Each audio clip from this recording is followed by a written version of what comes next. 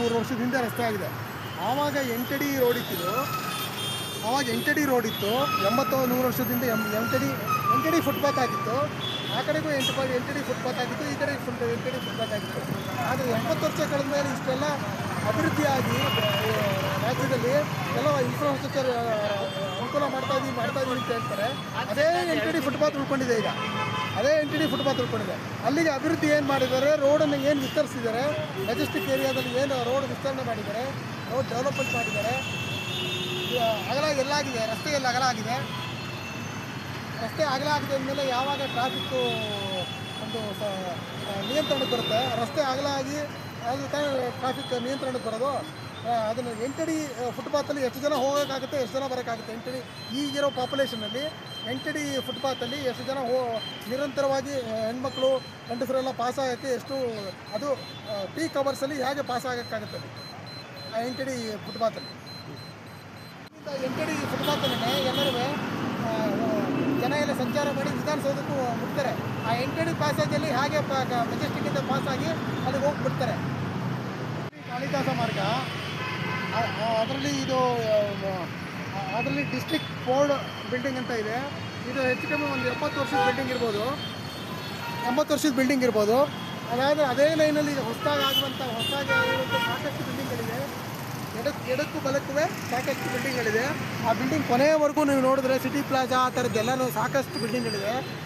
ಅವ್ರಿಗೆಲ್ಲರಿಗೂ ಹೇಗೆ ನೀವು ಇದನ್ನು ಬಿಲ್ಡಿಂಗ್ ಪ್ಲ್ಯಾನ್ ಕೊಡ್ಬೇಕಾದ್ರೆ ಎಷ್ಟು ಫ್ರಂಟು ಮತ್ತು ಸೈಡ್ಗಳನ್ನ ಆಫ್ಸೆಟ್ ಕೊಡಬೇಕು ಅಂತ ಒಂದು ರೂಲ್ಸ್ ಇದೆ.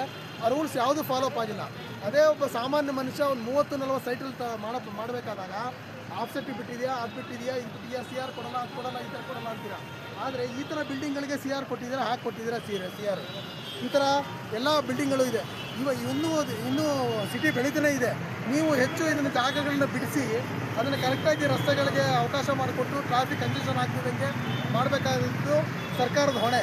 ಆದರೆ ಕಾರ್ಪೊರೇಟ್ ಅಂಥ ಸಂಸ್ಥೆಗಳಿಗೆ ನಿಮಗೆ ಯಾವುದೇ ರೂಲ್ಸ್ ಆ್ಯಂಡ್ ರೆಗ್ಯುಲೇಷನ್ಸನ್ನ ವೈಲೇಟ್ ಮಾಡಿ ಯಾವ ಥರ ಮಾಡೋಕ್ಕೆ ಬೇಕಾದ್ರೂ ಅವಕಾಶ ಮಾಡಿಕೊಡ್ತೀರ.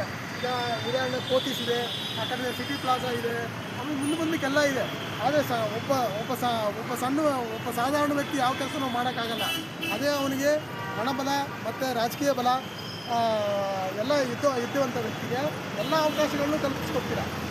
ಅದೇ ಒಂದು ಸಾಮಾನ್ಯ ವ್ಯಕ್ತಿ ಏನಾರು ಒಂದು ಕೇಳಕ್ಕೆ ಹೋದರೆ ಪ್ರತಿಯೊಂದನ್ನು ಹಂತವಾಗಿ ಒಂದು ದಿನ ಸ್ಕೂಲ್ಗೆ ಅಲ್ದಂಗೆ ಕ್ಲಾಸ್ ರೂಮ್ಗೆ ಹೋಗಿ ಅಲ್ದ ಅಭ್ಯಾಸ ಮಾಡ್ಕೊಂಡಂಗೆ ಒಬ್ಬ ಸಾಮಾನ್ಯ ವ್ಯಕ್ತಿ ಒಬ್ಬ ಗೌರ್ಮೆಂಟ್ ಆಫೀಸ್ಗೆ ಅಲ್ದು ಅಭ್ಯಾಸ ಮಾಡ್ಕೋಬೇಕು. ಅಭ್ಯಾಸ ಮಾಡಿಕೊಂಡು ಒಬ್ಬ ಸ್ಟೂಡೆಂಟಾಗಿ ಆಮೇಲೆ ಪಾಸಾಗಿ ಹೊರಗಡೆ ಬರಬೇಕು. ಒಂದು ಯಾವುದೇ ಒಂದು ಪೂರ್ತಿ ಲೈಸೆನ್ಸನ್ನು ಒಂದು ಬಿಲ್ಡಿಂಗ್ಗೆ ತೊಗೊಂಡ್ಬರ್ಬೇಕು ಅಂದರೆ. ಅದೇ ಕಾರ್ಪೊರೇಟ್ ವ್ಯಕ್ತಿಗಳಿಗೆ ಅಪ್ಲೈ ಮಾಡಿದ್ರೆ ಸಾಕು, ಅವ್ರ ಮನೆಗೆ, ಅವರ ಕಂಪ್ನಿಗೋ ಅವ್ರ ಮನೆಗೋ ಬಂದು ಪ್ಲ್ಯಾನ್ ಅಪ್ರೂವಲ್ ಆಗಿಬರುತ್ತೆ. ಆಮೇಲೆ ಕಂಪ್ಲೀಷನ್ ರಿಪೋರ್ಟ್ ಅಪ್ರೂವಲ್ ಆಗಿಬರುತ್ತೆ. ಯಾವುದೇ ಕಟ್ಟಡ ಮಾಡುವಾಗ ಯಾವುದೇ ಥರದ ಅಧಿಕಾರಿಗಳಿಂದಲ್ಲ, ಇಲ್ಲಿ ರಾಜಕೀಯ ವ್ಯಕ್ತಿಗಳಾಗಿಂದಲೂ ಯಾರಿಂದಲೂ ಯಾವುದೇ ತೊಂದರೆ ಇಲ್ಲದೆ ನಿರಾಳವಾಗಿ ಕಟ್ಟಡಗಳನ್ನ ನಡೆಸ್ಕೊಂಡು ಹೋಗ್ತಾರೆ, ವ್ಯಾಪಾರಗಳನ್ನ ಮುಂದುವರಿಸ್ತಾರೆ.